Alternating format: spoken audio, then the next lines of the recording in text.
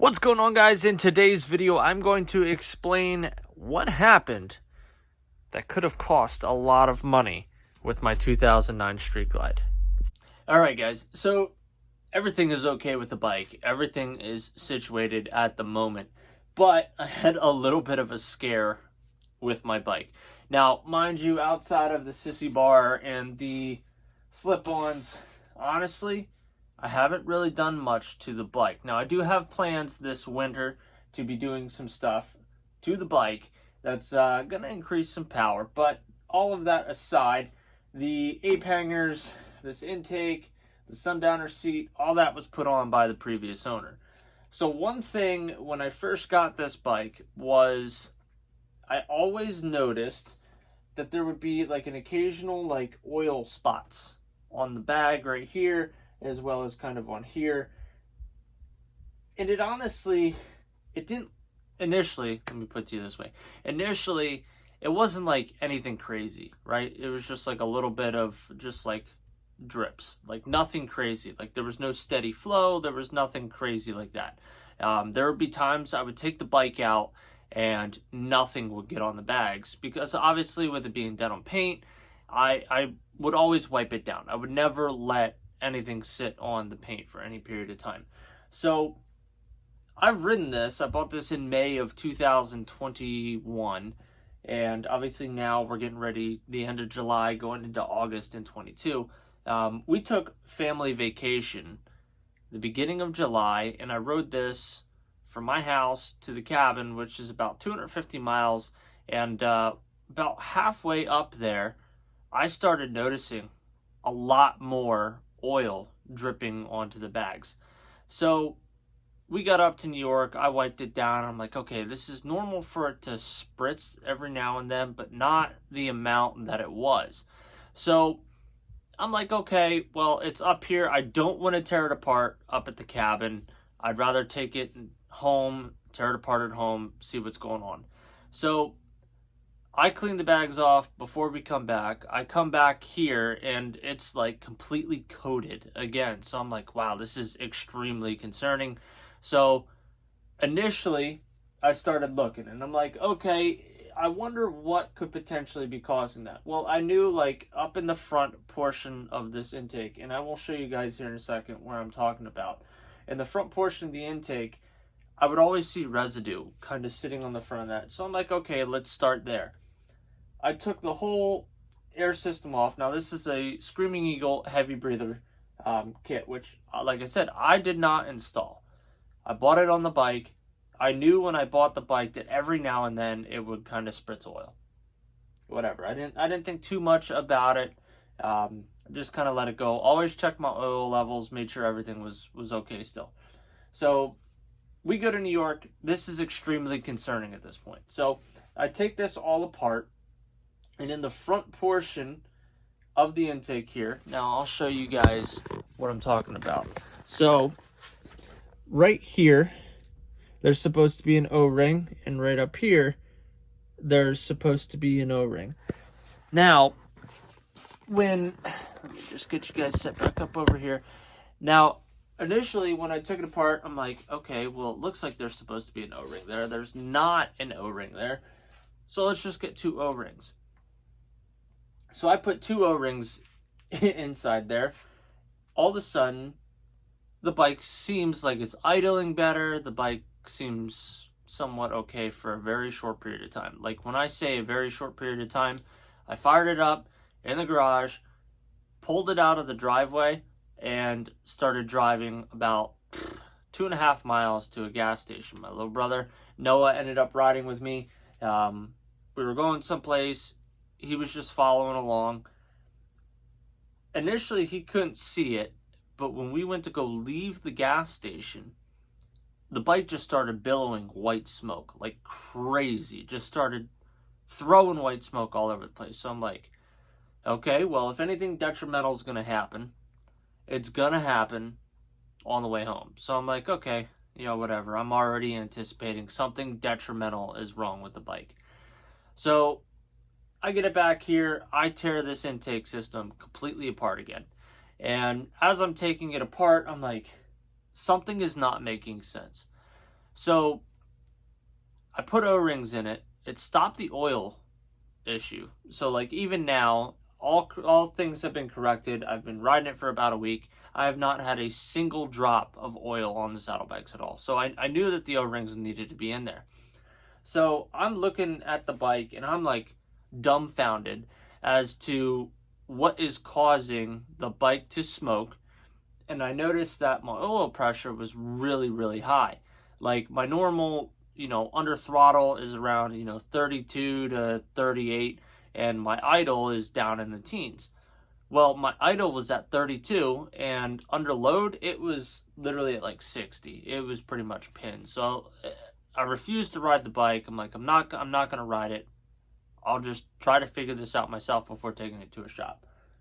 So lo and behold, I just kept looking for probably 10 hours trying to figure out what the hell could cause this issue.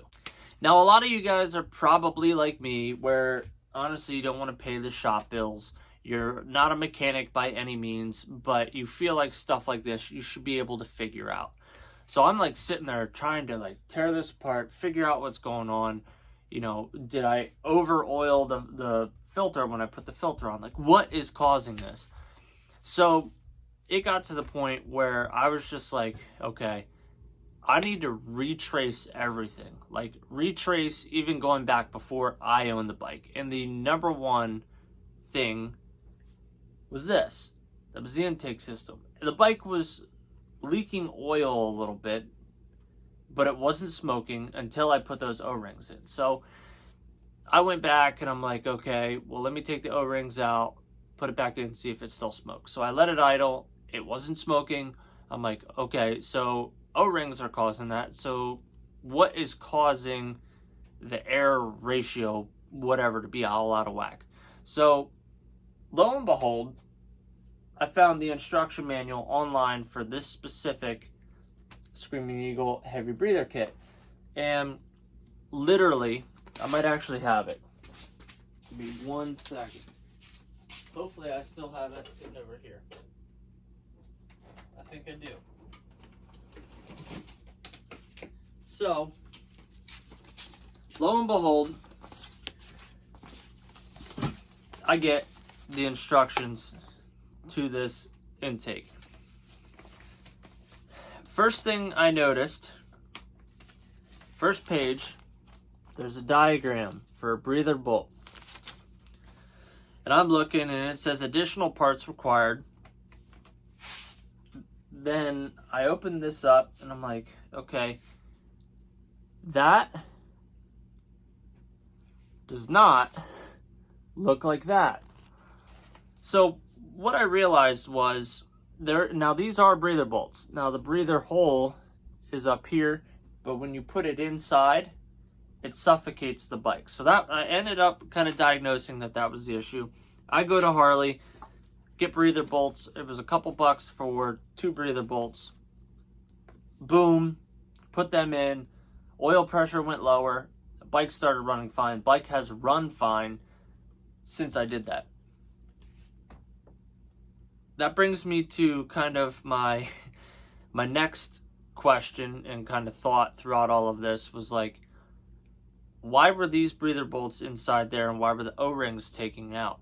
So my thought 100% is that whoever the previous owner was bought this intake, didn't read the instructions, kept the breather bolts that were in here. I don't even know if these are factory. Maybe you guys know. Let me know if these are factory breather bolts.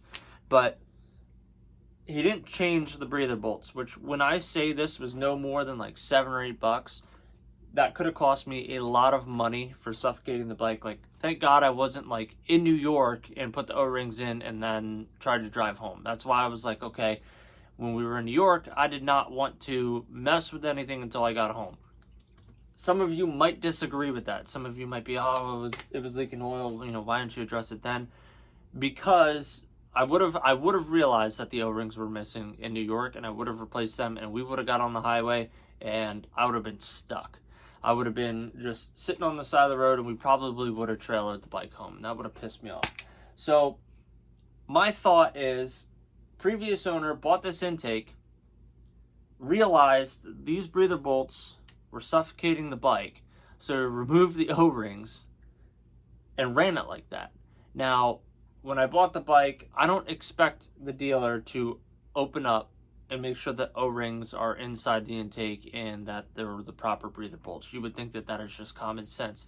But an $8 fix could have caused some pretty serious issues for my bike. I'm really happy that obviously we were able to figure it out, but the purpose of making this video is like, if anybody has this intake and you're dealing with some of the issues, and maybe you're like me where you're like, ah, man, I don't know what would have caused this.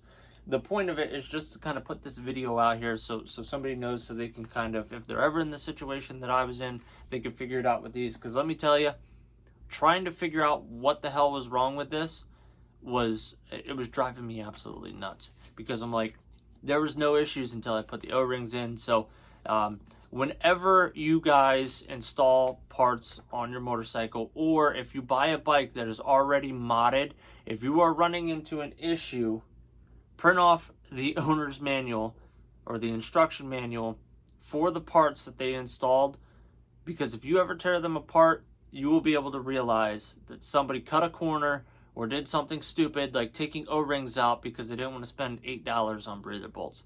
So thank you guys for watching. This was extremely scary for me. I know this video is kind of probably going to be a little boring, but in the same token, it saved my bike in reality, because if you guys saw how much white smoke was coming out of there, man, it was absolutely insane. But like I said, if you buy a used bike, look up the parts that they had installed. And if you ever get a chance, it's winter time, you're going to service your bike yourself, whatever, go back and just make sure that aftermarket parts were installed properly. Anyway, guys, thank you for watching, and I'll see you guys in the next one. See ya.